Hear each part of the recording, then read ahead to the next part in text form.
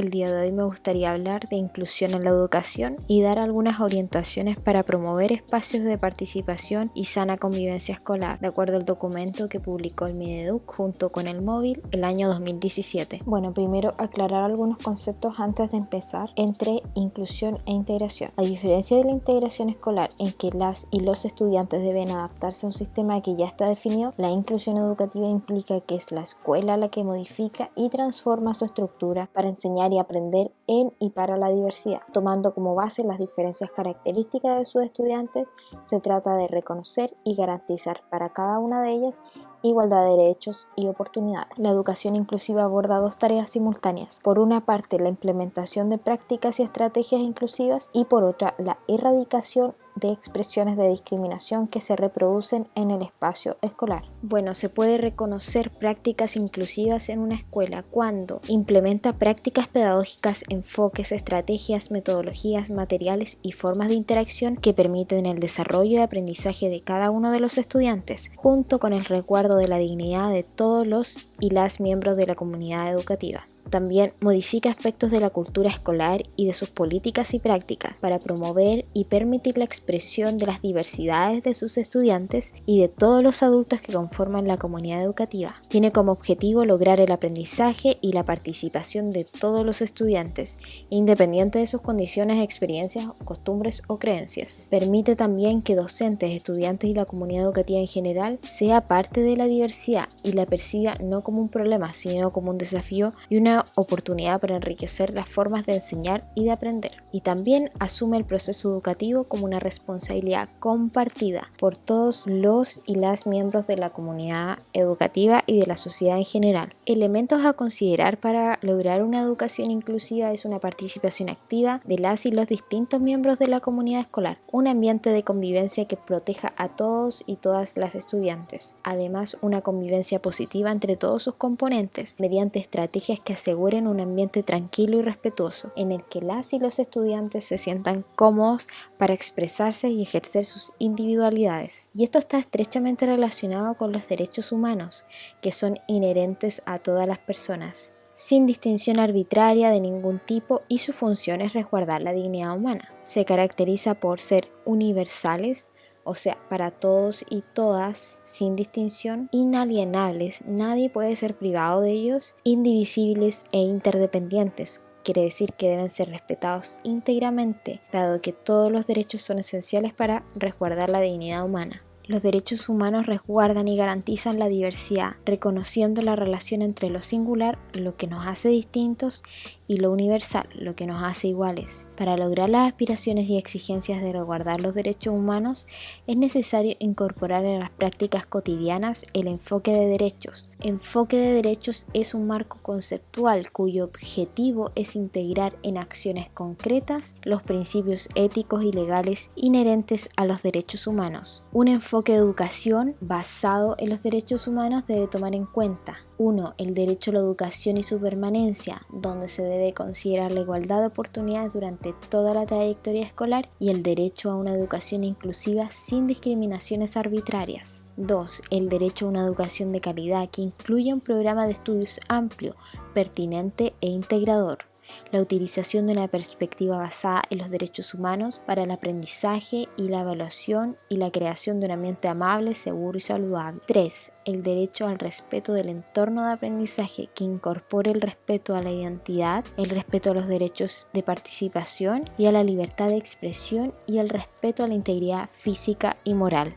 Bueno, hay ciertas cosas que tenemos que evitar dentro de los espacios educativos, como es la discriminación arbitraria, los prejuicios y los estereotipos. Primero, definir discriminación. Discriminar significa separar, clasificar, distinguir una cosa de otra, lo que permite hacer distinciones y comparaciones que ayuden a comprender el entorno que nos rodea.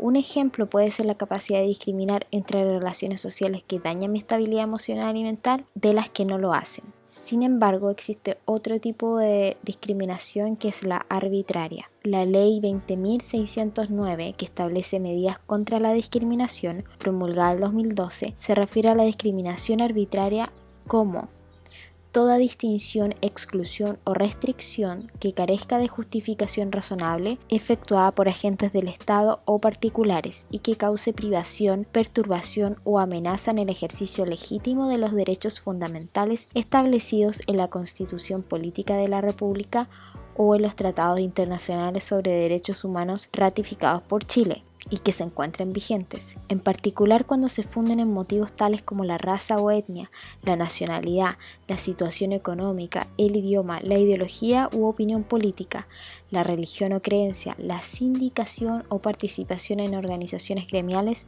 o la falta de ellas, el sexo, la orientación sexual, la identidad de género, el estado civil, la edad, la filiación, la apariencia personal y la enfermedad o discapacidad. La discriminación arbitraria tiene un profundo y negativo impacto en quienes son víctimas de estas acciones, llegando a generar gravísimas consecuencias para su salud física y mental, promoviendo así la exclusión social, que es la falta de participación de las personas en la vida social, económica, política y cultural del país. El origen de la discriminación generalmente se encuentra en los estereotipos y prejuicios que se construyen sobre personas o situaciones. Los estereotipos son las creencias e ideas negativas o positivas hacia personas de un grupo determinado, es decir, lo que sé o creo saber del otro, por ejemplo, que todas las mujeres quieren ser madres. En cambio, los prejuicios son juicios u opiniones que se emiten sobre algo o alguien, sin contar con suficiente información o conocimiento, y que al tratarse de juicios no comprobados pueden no ser ciertos.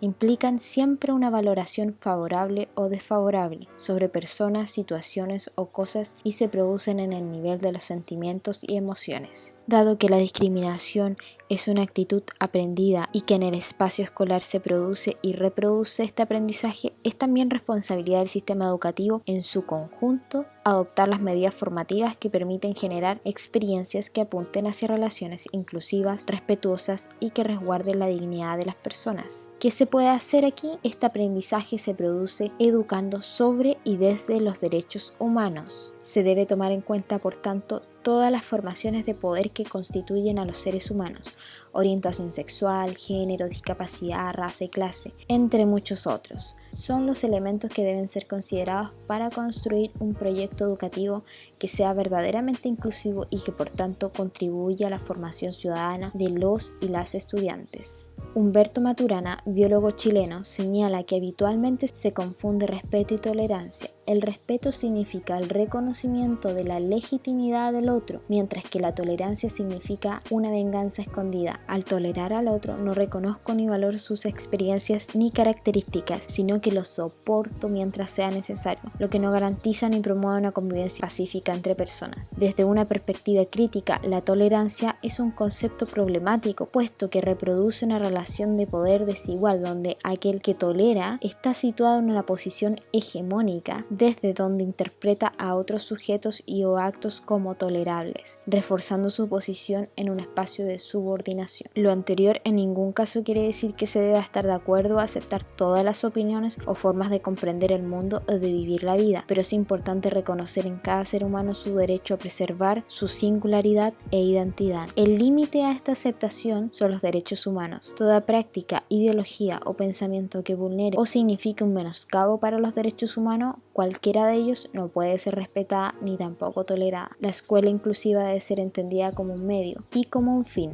Un medio en tanto constituye una herramienta para fomentar los cambios culturales y la transmisión de valores que permitan construir una sociedad más justa e igualitaria. Y un fin en la medida en que garantiza los derechos de todas las personas. Muchas gracias.